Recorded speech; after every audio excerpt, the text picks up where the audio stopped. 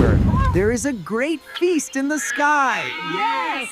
Ijapa heard this, and his heart was filled with desire. My friends, please, lend me just one feather each, so I too can join you. Out of kindness, the birds agreed. My name? From today, call me all of you. But the birds did not understand the trick hidden in his words.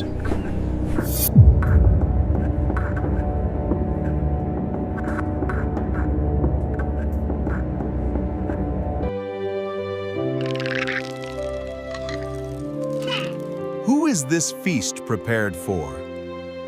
This feast is for all of you.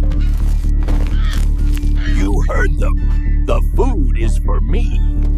And before anyone could stop him, Ijapa ate and ate, leaving nothing behind.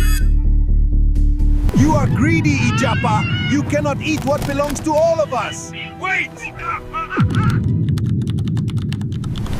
My wife! Bring out all the soft things in the house! I am coming down!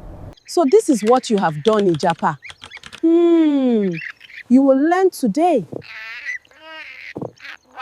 And instead of soft things, she brought out hard objects.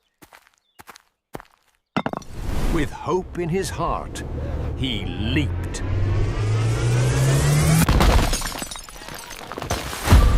Ijapa survived, but his shell was shattered forever.